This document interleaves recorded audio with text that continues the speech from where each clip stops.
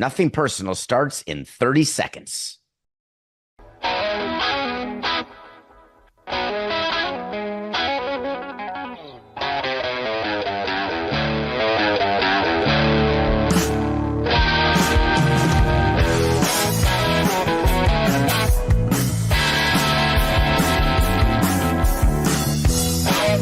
It's just business.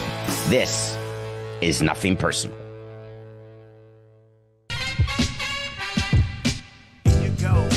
Here you go.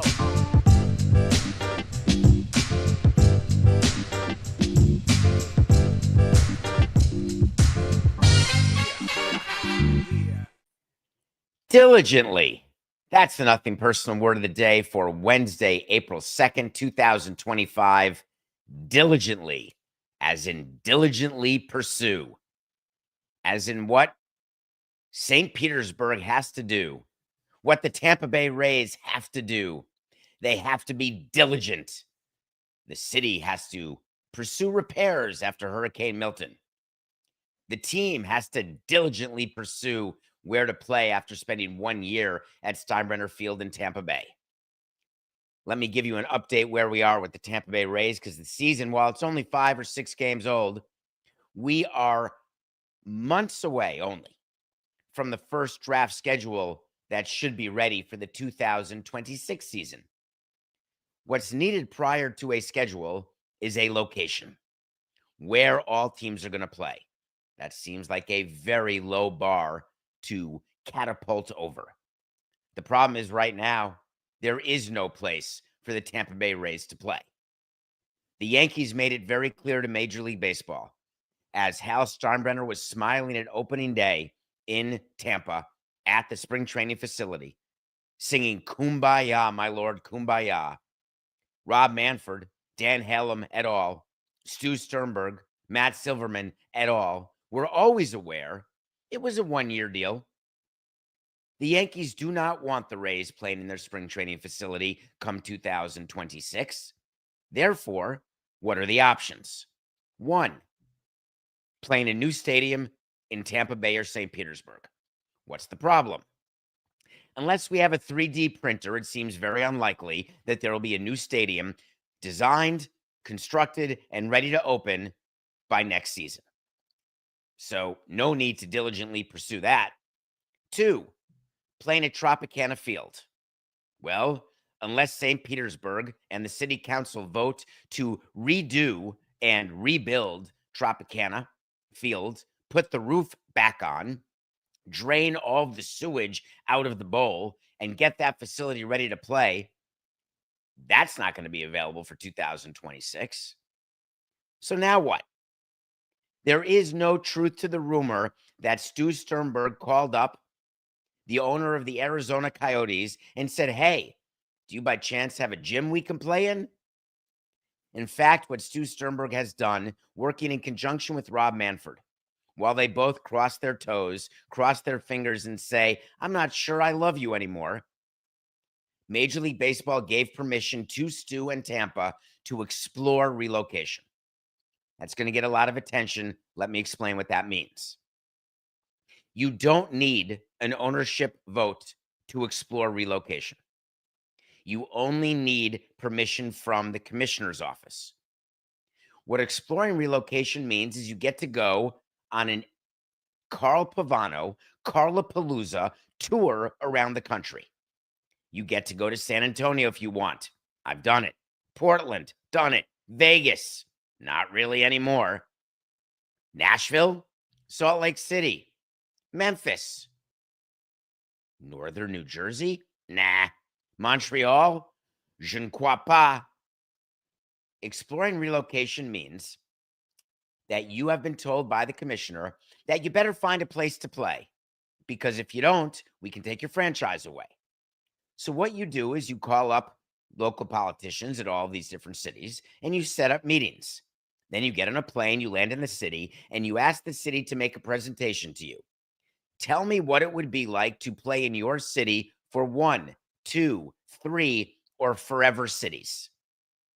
You go city to city, then you meet the media, all with the single intention of getting your home city to step up and find you a place to play that's new, sparkling, and full of potential revenue. When the Marlins were allowed permission to explore relocation, we were also told off the record, but on the record to me, but not on the record to the media, that while we had the permission to explore relocation, there was no chance, toilet pants, that we would be allowed to actually relocate. But we couldn't allow Miami to know that. We couldn't allow the other cities to know that. We had to pretend that not only were we exploring relocation, but also we were exploring it with great gravitas, with the actual belief that we were going to move to one of these cities. While it's true that I had to ice my toes and fingers from them being crossed from every meeting I had throughout the course of exploring relocation, the purpose of it and the result of it was a deal back in Miami, which happened. The problem is that Stu Sternberg has never had a huge desire to actually be in St. Petersburg. Do you remember when he announced the great big deal, the $8 billion development to build a huge area around a newly constructed Tropicana field in St. Petersburg with the huge hotels, affordable housing, commercial development, greenery, money? It turns out that he got cold feet. Was he right to get cold feet? Yes.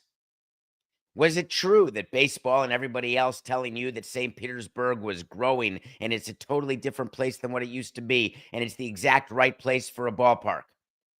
That's the same people who told you that the Orange Bowl was the right site for Marlins Park. What they meant was it's the right site because it's the only site. There was no deal in Tampa. There was no ability to move the team anywhere because MLB wants those cities as expansion cities, all the aforementioned ones. So you stand up, you hold hands, and you say, we want to be here. And then you build it and hope they come. And if they don't, then you become the Marlins of today where you have a problem. And if they do, you become a successful franchise. But then the hurricane came, Hurricane Milton, a perfect scapegoat for the Tampa Bay Rays to get out of their obligation to do that stadium deal. March 31st, just 2 days ago, was the deadline by which the Tampa Bay Rays had to do several things to get the stadium project underway. And it turns out that not only did they not do all of them, but also they didn't do any of them. So while there was a nice public announcement made by Stu Sternberg saying that we decided not to go forward, none of it really mattered until the 31st.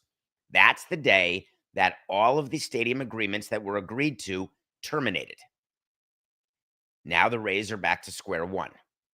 The Rays are under a lease with St. Petersburg at Tropicana Field. The term of that lease has told while the stadium is unavailable. The lease states very clearly that for every year the stadium is unavailable, there will be an extra year added to the lease. The Rays have been looking forward to 2026 forever. Now they're looking forward to 2027. Because after 2027, then the Rays have no penalty. There's no damages. They can do anything, including a new stadium in Tampa, a new stadium in St. Petersburg, or relocate if they could get 23 votes. So here's what you should look for now. There's going to be a St. Petersburg City Council meeting where they're going to decide how much money, if any, they're going to put into repairing the roof at Tropicana Field. Any money put into repairing the roof at Tropicana Field will be money that they cannot put into a new ballpark.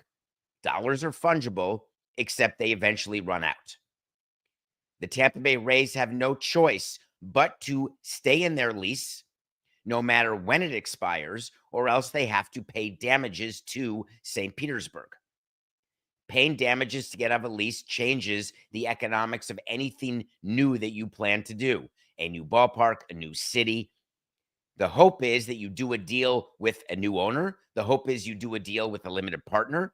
The hope is you do a deal with the city or with Major League Baseball to pay the money that's owed to St. Petersburg to get out of the lease in order to move and relocate. The problem is there's no new ballpark being built anywhere. So it's not as though Tampa's trying to get out of the lease with Tropicana Field. The reality is they have to stay at Tropicana Field because they have nowhere else to play. So exploring relocation is really temporary, like Sacramento. They're only looking for a place to play maybe for a year, maybe for 2 years. It's going to be hard to get a city in a different location to pony up to make a major league facility for a team for 2 years without a promise of a future, either with Tampa or as expansion. That's going to cause Major League Baseball to potentially promise a new city. Hey, the Rays will come for 2 years. They'll go back to Tampa. And then Tampa could move there years later while you're building a ballpark. Or we'll put you at the front of the line for expansion if you can get an ownership group and a fully funded, publicly new ballpark in that particular city. Make no mistake, it is a huge headache right now for baseball, for the owners, and for Tampa and its group, because they need a plan. And as we start moving through the 2025 season, it'll go quickly, I promise. From standing on a chair to marking down your results to getting on your knees to marking down the September results. We need answers. You're going to start seeing drips and drabs of information come out. Just wait to see.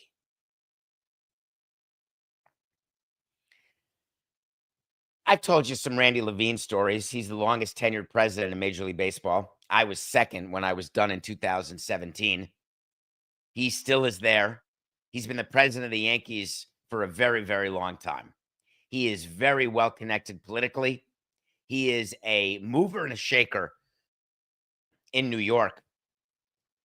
We told you a couple days ago, I think we covered this, Coca, but I may be wrong, of the fight that was going on between the Yes Network, of which Randy Levine is the chairman, and Comcast, the biggest cable company.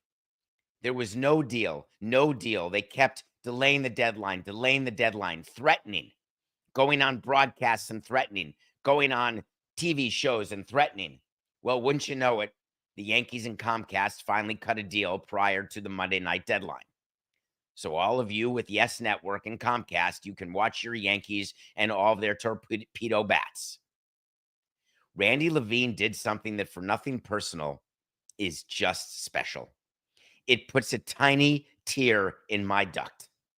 He released a statement, and you may think I say this often. This is an all-timer. I'm going to take a sip of water right now because I want to read you the entire statement. I'd like you to take a breath, and I don't want you to take a shot, although it's 8:12 in the morning or 9:12 or 10:12 on DraftKings Network, or you're listening to this. Don't take a shot of alcohol every time I say a name, but just listen and smile along with me. I would like to thank President Donald J. Trump and his administration, especially Federal Communications Commission Chairman Brendan Carr. I also want to thank New York State Governor Kathy Hochul, Connecticut Governor Ned Lamont, New Jersey Governor Phil Murphy. Special thanks to Connecticut Attorney General William Tong and New Jersey Attorney General Matthew J. Platkin, as well as legislative leaders from New York, New Jersey, and Connecticut, including New York State Assembly Speaker Carl E. Heastie, New Jersey Assembly Speaker Craig J. Coughlin, and the members of the New Jersey State Assembly who voted for the resolution: New Jersey State Senate President Nicholas Scutari, New Jersey State Senate Budget Chair Paul Sarlo, New Jersey State Senators Joseph A. Lagana, Joseph P. Cryan, and Joseph F. Vitale, and the numerous additional elected officials who supported the rights of New York Yankees fans in various ways. We also extend our appreciation to New Jersey State Assembly members Al Barlas, Gabriel Rodriguez, Alixin Colazos Gill, Jessica Ramirez, Julia Marcano, and Ivan Lopez for their advocacy and support. We also appreciate the support of the Deputy Speaker of the Connecticut House of Representatives, Christopher Rosario, Connecticut State Representative Raghib Ali Brennan, Dutchess County Executive Sue Serino, and Putnam County Executive Kevin Byrne. Most importantly, we want to thank Yankees fans everywhere who showed their unwavering support and passion for keeping Yes on the air. Your voices truly made a difference. Good morning, everyone. My name is David Samson, with a baseball inside my throat, and my guess is a few pustules as well. I just read a list of people that Randy Levine would like to thank, and it made me smile. Why? I'd like you to imagine Randy Levine, who is very connected politically, very, to say the least. Go read his bio and you'll find out why. What would be the reason for a statement where you're listing names like that? Don't you get worried when you start listing thank yous when you accept an Academy Award that you're actually going to forget someone and to be put in a position where you have to meet the media after to say, oh my God, I forgot my agent. I forgot my wife. I forgot my husband, my partner. I wonder who he met with to go through which names made that statement and which names didn't. And I truly wonder whether anyone in the media gives a flying rat's pituitary gland about the list of thank yous. Why is it you think that Randy would want to thank all these politicians? Do you think that there's any business done between the Yankees and the tri-state area? Do you think there's any levels of tax incentives or any level of interest that the Yankees would have in making sure that all sorts of politicians got credit because the constituents who were so upset that Yes Network was not on Comcast now have names to associate with the Superman-like heroes who helped a deal get done? Just out of curiosity, just between us, is Yes Network still on the basic tier? Do you think that there's an agreement that Yes Network will actually be on an exclusive tier, a higher tier that requires more money, which is exactly what Comcast wanted? Do you think that there's a chance that the deadline went so far into Monday night because the Yankees had the leverage, or do you think Comcast had the leverage? I'm just throwing it out there with Yes Network as a regional sports network absolutely decreasing in value every minute.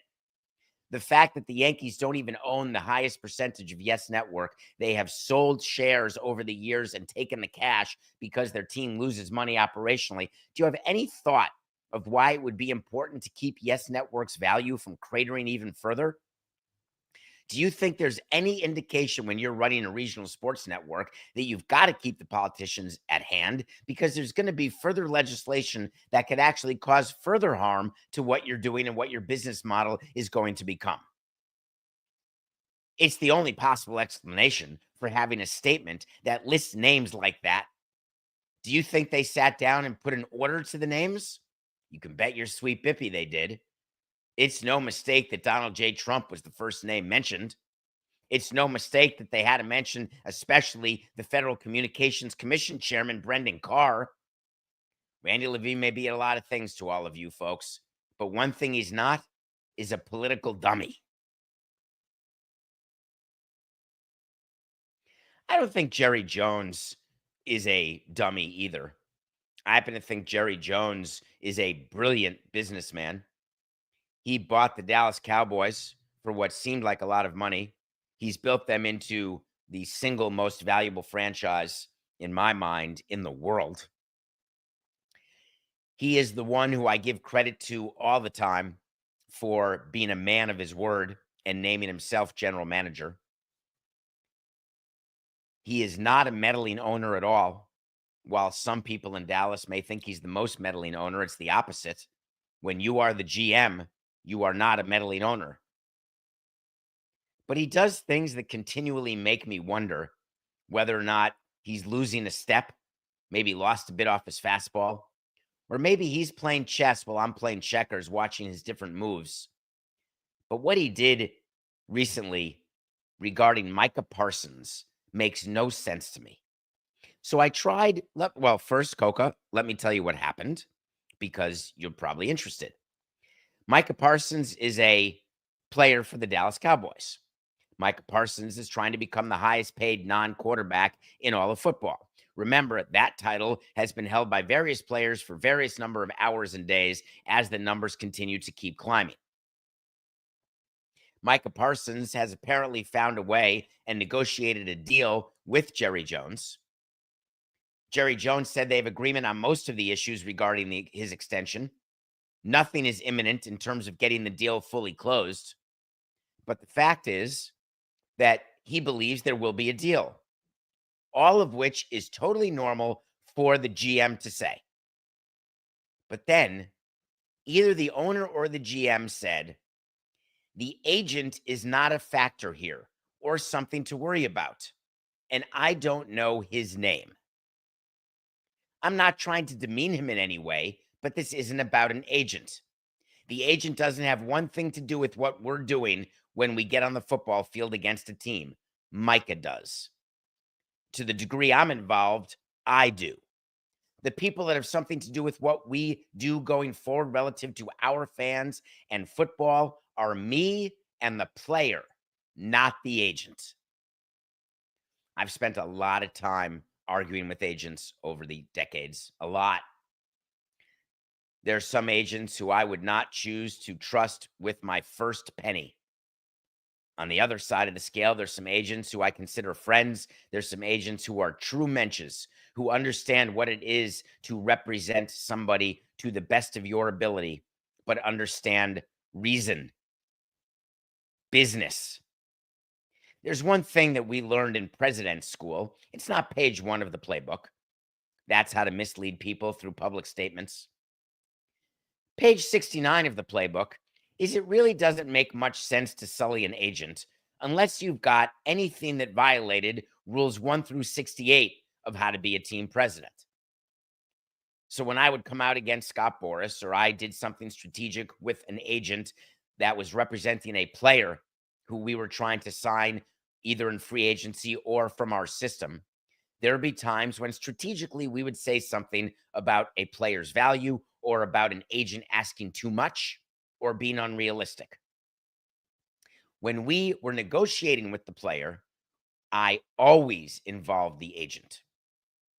However, with Scott Boras, I would always fax or send or email or talk to his player, because there were plenty of times, Scott Boras, and he'll deny this, but he's absolutely lying to you, when Scott Boras would get an offer from us and not give it to the player, not give the player a chance to say yes or no. Scott Boras has repeatedly denied this allegation, and let's go with Scott's view that it's true. He's never done that. But just to be sure, he will confirm too, if he's not lying, that we would go to his players and say, this is the offer we just made. The lion's share of agents, like 99.9%, always take the offer to the player, but sometimes say, not good, don't take it, or wow, hurry up, take it, or hey, stop doing steroids until we sign it, then keep doing that. Why would Jerry Jones go after a very well-known agent? His name is David Mulugeta, and he represents Micah Parsons. When Micah Parsons heard what Jerry Jones said while impugning his agent, it took him 1 minute to come out with his own tweet, which said, David is the best, and I will not be doing any deal without David Mulugeta involved. Like anyone with a good sense, I hired experts for a reason.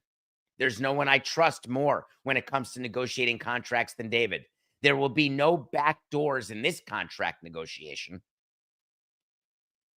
Was it the GM, Jerry Jones, who thought that it would be good to get Micah Parsons to have to defend his agent and then make sure the agent is going to be a total pain in the $, with all of the guarantee provisions, all of the any bonuses, and all of the extra perks that may be inside and entitled in a contract?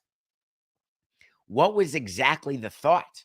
Was it the owner saying, I don't want to deal with the agent anymore? That happens. But then the GM says to the owner, don't worry, I'll deal with the agent. You don't have to.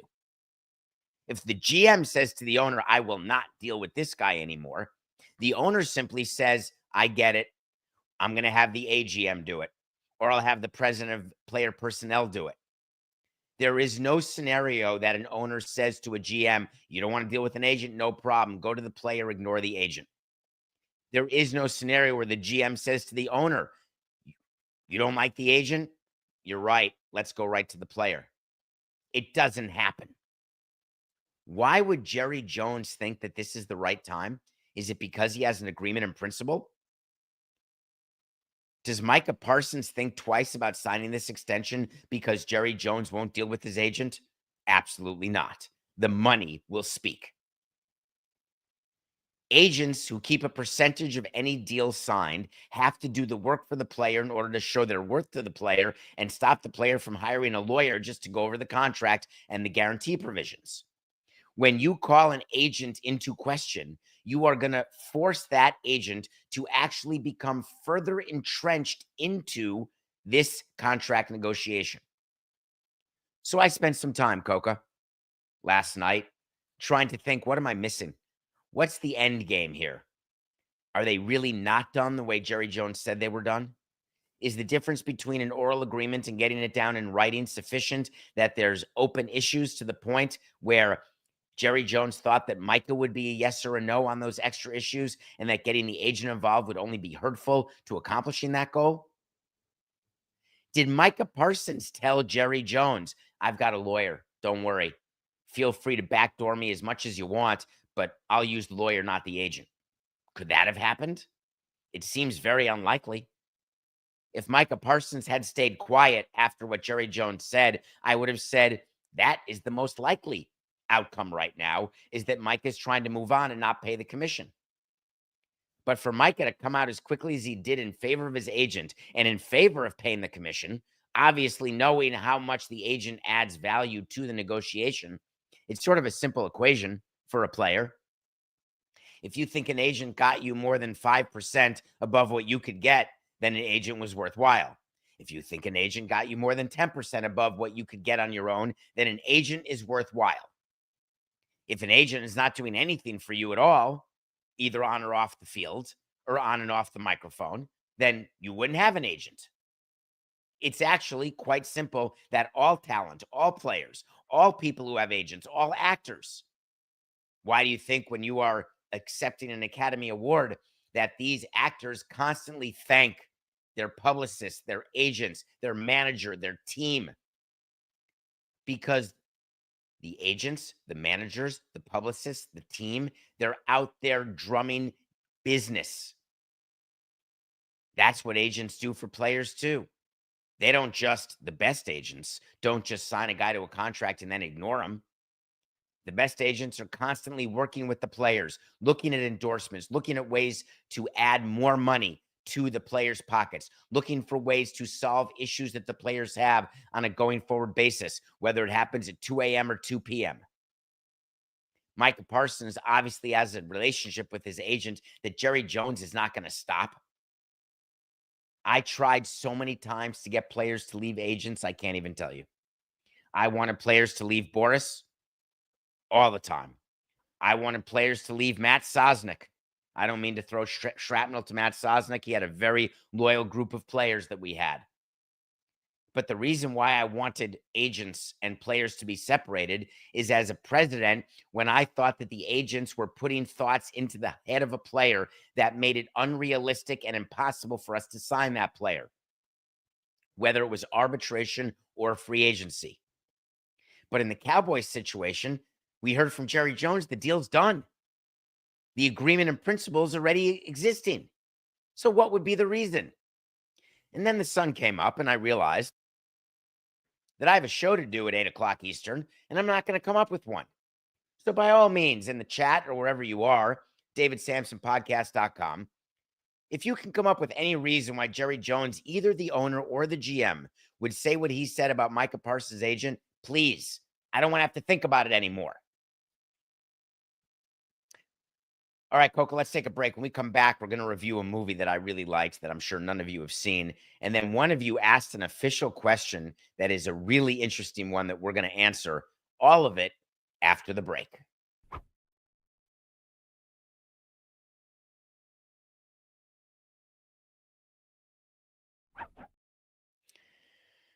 Welcome back to Nothing Personal. It's David Samson coming at you. 4869. Coco, do that wipe again, please. Can we start that again? That was a terrible throat-filled gurgle. One more.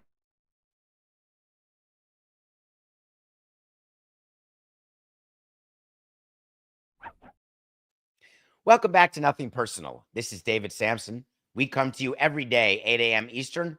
Thank you for being a part of what we do and for appreciating what we do, because the amount you appreciate us pales to the amount that we appreciate you and your time every single day. I watch a movie every day, and you count on me to give you reviews, try to save you time.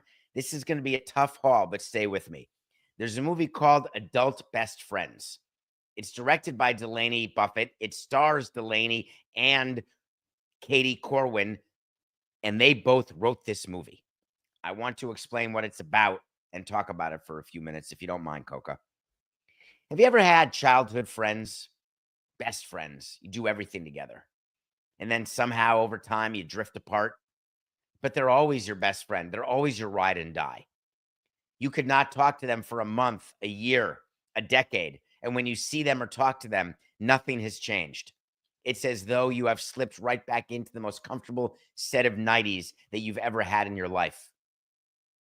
Have you ever thought about why people drift apart? Is that their situation changes? One person had kids, one person didn't. One person gets married, one person stays single. Both people have a relationship, and all of a sudden their time is less, or they're working, or they're traveling. Life gets in the way. But that doesn't really explain why adult best friends actually drift apart.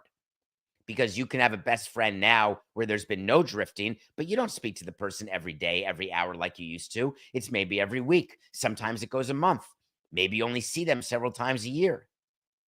The drifting comes from change that takes place in every relationship. It's not really unlike a divorce or unlike a breakup. And when you say to the person, hey, we've drifted apart. We don't have the same goals. We don't have the same desires. We don't have the same taste, the same love. When you're a kid and you find that best friend, everything is so simpatico. When you're adult, finding that is so much harder. You become more entrenched in your positions politically, socially, economically. When you're a kid in middle school and high school, all you're entrenched in is making sure that nobody's making fun of you, or if you are, that you've got someone there who loves you, who cares about you. This movie hits every note perfectly, Coca. Delaney Buffett is extremely talented. I'd never seen her. I'd never heard of her. The dialogue, the storyline, very interesting. If you've had a best friend or still have a best friend, or you have noticed that you've grown apart from someone in your life, go check out Adult Best Friends. You won't be sorry. It is true that we do this show off the cuff. It's like giving a speech with no notes every day. We have a rundown that's right in front of me that just has topics, an approximate number of minutes. And Coke and I work on the rundown all day. After the show starts, we move on to the next day. We argue, we smile, we laugh, and we come up with a show every day. And then the red light goes on exactly at 8 o'clock every single morning. And then I start talking. As you know, I make mistakes. Whenever you hear a mistake, I beg you, and your name doesn't have to be Sheldon. It doesn't have to be Mark, and it doesn't have to be Elise. It can be anybody who listens to the show and finds that I said something wrong, because I'll correct it. Hello, David. First time, long time. Unfortunately, this is a correction and not just praise. Did my ears deceive me when you referred to then Rear Admiral David Farragut as Colonel? You placed him in the wrong service. You demoted him 2 ranks from a rear admiral to a captain. The man began serving the fleet at age 11 at the rank of boy and later became our nation's first rear admiral, vice admiral, and admiral. He's the Navy's Branch Rickey, and you basically prellared him. Please fix this, sir. That's one of the top 10 corrections we've ever gotten, Coca. We prellared the man who first damned the torpedoes the other day. And I didn't mean to preller anybody. Trust me, there is no greater insult, regardless of the team record currently, there's no greater insult than prellering someone. I shan't preller anyone ever again, or at least knowingly. Thank you for that correction. Coco, we're making a difference here after 1,248 episodes. We prellared somebody. Meanwhile, let's see what someone else had to say. You know what I want? I want to talk to Samson.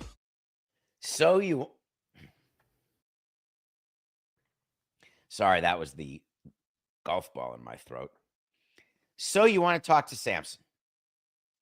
Get on my Twitter account, DM, do whatever you have to do. Find me. I'm easy to be found. Hi, David. I hope for two things: that you're doing well and that this question appears on the show. Well, you're about to get one out of two. I appreciated your insights regarding the differences in body language between struggling rookies and veterans. Given that, how would you assess Roki Sasaki's body language after a tough inning in his second game? Looking forward to your thoughts. Roki Sasaki is the pitcher. Remember the one who now pitches for the Dodgers? Remember the one who every team wanted and everyone was trying to get international bonus money so they could offer him $6 million or $5 million or $7 million? Remember the one who was going to go to the Dodgers, but then the great agent, who's a friend, Joel Wolf, who represents him, and Stanton and Yamamoto, etc., stood up and said, hey, he may not like the big market. He may not like the media, the big media, and we're going to think about every single team. And I told you, I love you, Joel, but you had to deal with the Dodgers, which, of course, is against the rules, so no one's ever going to admit it. Major League Baseball will make sure that they'll investigate and that they'll find nothing, much like they did with Ohtani and the Angels. But rest assured, there are 29 team presidents and GMs, all of whom believe equally that Sasaki had to deal with the Dodgers. But that's not relevant. I'm happy for him. He starts game 2 in Japan. What could be cooler as a rookie than starting game 2 in Japan? Yikes. I think the Dodgers and MLB may have misunderestimated. That's way too many syllables. I think the Dodgers and MLB may have underestimated the difficulty in having a Japanese pitcher pitch in Japan to start a career. And by the way, he didn't come to the U.S. as a seasoned veteran. He's 23 years old. Well, then he had a second start, and it didn't go well. It turns out that Sasaki's command is weak, to say the least. Adrenaline can cause lack of command. Tightness in your sphincter can cause lack of command. Inability to pitch can cause lack of command. With Sasaki, it's clearly not the latter. It's probably not anything but the former. The reality is that it is really hard. Major League Baseball is quite different than any other professional league, no matter how close and how great the competition is. The Dodgers are going to try to do their best not to ruin him the way I ruined plenty of pitchers. I've given you their names: Graham Taylor, Logan Kensing. Ruined them all by calling them up too fast, putting them in pressure situations too early. Huge, great command players, pitchers who all of a sudden can't find the plate.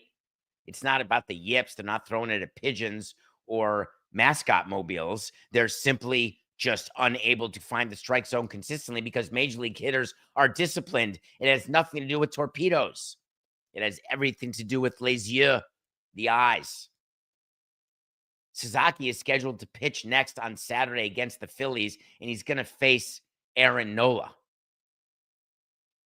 In Sasaki's 2 starts, he's already walked 9 in only 4 2/3 innings. That's across 2 starts. Under 50% of all pitches thrown by Sasaki have been balls. What do you do if you're the Dodgers here? Well, I've got some suggestions. Because when you see the video after the second start, when he went 1 2/3 against the Tigers, and he stays on the top step of the dugout, and it looks like his eyes are welling, it looks like he cares so much that he's disappointed not just himself and his teammates, but his country. Think about the pressure that people have as Japanese players. It's a different type of pressure. Our friend Ichiro, remember the only time he's ever been on the injured list was an ulcer he gave himself after representing Japan in the World Baseball Classic. Having Sasaki appear in Japan was a setback to his career. Now I would do everything in my power to give him a soft landing in his next start. Remember, Japanese players can pitch once a week. They can sit for 10 days. You can sit them out. You can maneuver and finagle it so he's not going to Citizens Bank Park. I don't understand the Dodgers' plan here. You don't want Roki Sasaki to have a third short outing. And you're talking about veteran hitters in that lineup, from Schwarber to Harper to Realmuto to Castellanos. You're talking about players who understand how to work a count, who are going to make a pitcher throw strikes. They're not going to bail you out because they're not disciplined at the plate. Plate discipline is very, very significant in the big leagues, and not all teams and not all players have it. The Phillies are veterans. Oh, side note, Citizens Bank is a bandbox. We were always very careful who would pitch in Philadelphia when we were allowed to be. We were always very much aware that putting pitchers on the mound in Philadelphia can end badly, and I mean badly quickly. It doesn't matter if you've got an offense that'll score 8 runs when they're in Philadelphia, or 10 runs or 12 runs, because a 12-11 victory still feels good because you won a game on the road in Philly. But don't forget what it does to your starting pitcher, who doesn't get out of the second inning again and gives up 7 runs and walks 5 people. Why not hold Sasaki back and start him either at home or in a place against a far worse team than the Phillies? Andrew Friedman is a brilliant executive. Brilliant. The Los Angeles Dodgers are a team to envy, an organization to envy, a front office to envy. How have they not earned the benefit of my doubt? They have. I haven't seen it said or written anywhere, but I promise you that we're going to see something out of Dave Roberts, or maybe Brandon Gomes, or maybe Andrew Friedman, maybe even Stan Kasten. We're going to see something that discusses Sasaki's start in Philadelphia, because either it's going to go really super well, and then after the game, the media will be told, hey, never a doubt, he was just getting his feet wet. It's hard to be a rookie in Major League Baseball. Totally normal to take a couple games, especially when coming from Japan. Either they'll say that, or they're going to have to say, we now have a 3-start sample size. We understand that Sasaki is young. He needs more tuning. We're going to have to figure out how to put him in a position to succeed, because having him pitch every 5 days, 6 days, 7 days, that hasn't worked so far. Is it early panic? No. This is normal. It didn't even occur to me that Sasaki, who only his career high, Coca, I want to say about 130 innings, but that's off the top of my head.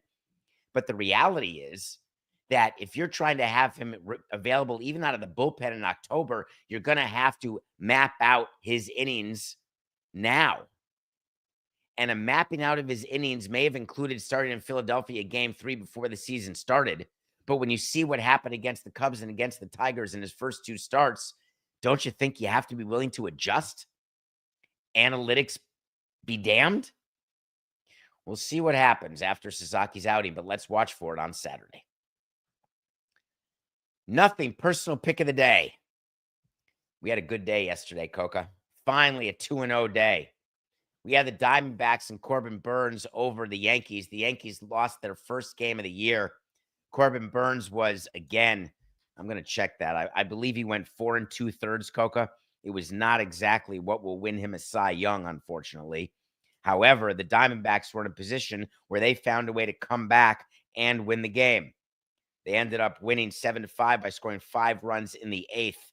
And Corbin Burns did 4 1/8, not 4 2/3. 8 Ks, 3 walks, 2 home runs. Not what I imagined, except we got the victory. What I did imagine was that the Marlins and Sandy Alcantara could not be such heavy underdogs against the Mets, but they were, and the Marlins won the game. Not a surprise to me at all. Congratulations to Lindor getting your first hit. That was huge. But what we were focused on was Sandy and how much the Marlins want him to go deep so they can trade him. He again went 5 and dive.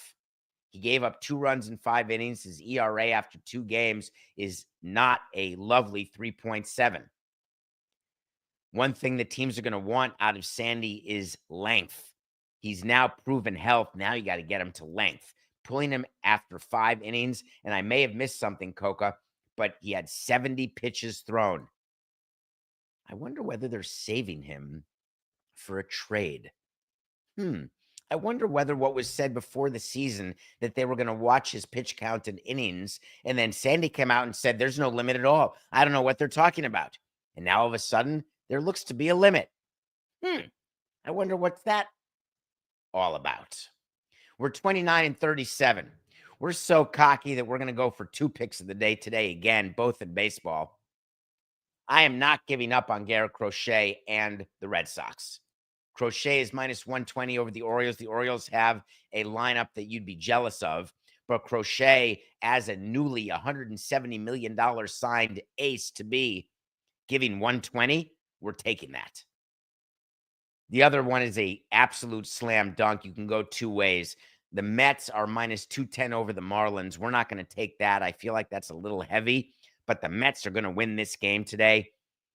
The Marlins are going with Gillespie. We're taking the Mets run line minus 1.5. I would expect the Mets to crush the Marlins in today's game. We're starting the climb back to 500, Coca. Boy, it's tough when you project how your season's going to go and then it actually ends up going that way. It's hard with the feel on the field because you don't exactly know how your team's going to perform. You go through the simulations, you know exactly what you have, you know the quality of your players, if you're going to win 70 or win 90. And it's really hard when you end up doing that which you didn't expect to do. Believe me, if you planned on winning 70 and you win 90, it's still just as hard because you look at yourself and you say, wow, how could I so badly blow this evaluation? So while you'd think it would be only rainbows and butterflies and unicorns when you won 20 more games than you thought, it's actually not to a front office. And when you think you're going to win 90 and win 70, it's just as bad, publicly worse. When it comes to the business side, it's much easier to budget attendance because you know how many season ticket holders you have. You know what your walk-up is. You know what your advanced sales are. You know what your group sales are. And so you're able to budget how many tickets are going to be sold. And you can therefore caution the public and the media, hey, listen, it's not going to be great. The St. Louis Cardinals have been doing just that under the DeWitt family, father, son, owner, president. You know that Mozeliak, the president of baseball ops, is stepping aside. You know the Cardinals are the greatest fan base in baseball. You know the Cardinals in their new ballpark and even in Old Bush, they were the apple of every other team's eye when it came to affinity, fan affinity, locally generated revenue. But the Cardinals this offseason have been telling you something bad's going to happen. We've had regional sports network. Our local media revenue is down. Our team has not performed. Our numbers are down. Get ready for a season the likes of which you haven't seen before. The Cardinals' attendance is down this year tremendously. They drew their worst attendance in the history of their ballpark. 21,306 against the Anaheim Angels of Los Angeles. An attendance that some teams would kill and die for. When the Marlins draw 15 grand on a Sunday, you hear, my God, things are turning around. It's great. When the Cardinals draw 21, that's a problem. Last year, they drew 31 in their 5th home game. This year, it's down to 21. What does that mean? That means that the media, like the St. Louis Post-Dispatch, they've started to be on top of this. And they did an article saying that the Cardinals drew the smallest crowd in Busch Stadium history for a non-pandemic game. 21,206. The smallest by more than 5,000 off the previous low. What does it mean? It means that you are now set for a chicken and an egg. I always had the problem in arguing with our owner, arguing with our business people, the investors, anybody. The less you invest in your products, the more likely it is that you're not going to win games. If you don't win games, it's unlikely you're going to keep your attendance at levels you want or grow your attendance to the place you want it to be. So what do? Our view was you invest in the product, but not irresponsibly, and you hope that it all comes together, and that's what builds attendance. You can't expect a team to trade its players, not be good, and then expect attendance to stay where it is. It doesn't even happen in Boston or New York. I always thought the St. Louis Cardinals were different than any other city in that they were recession-proof. They were results-proof. It turns out that St. Louis, much to my dismay, may have the same fan base as every other city, where they have got to perform, where it's gotten to the point where the lack of performance has led people to say, I'm not going to invest my time with you. And this is a franchise that has won multiple World Series this century, one of the most successful franchises ever. But what we're learning is there is so much demand for someone's disposable income and for their time, which is hardly regenerative, that even the Cardinals are in a position where they have to look at their team, they have to look at their fans, then they have to look at their bank account. And they actually just say, it's just business. See you tomorrow. This is nothing personal.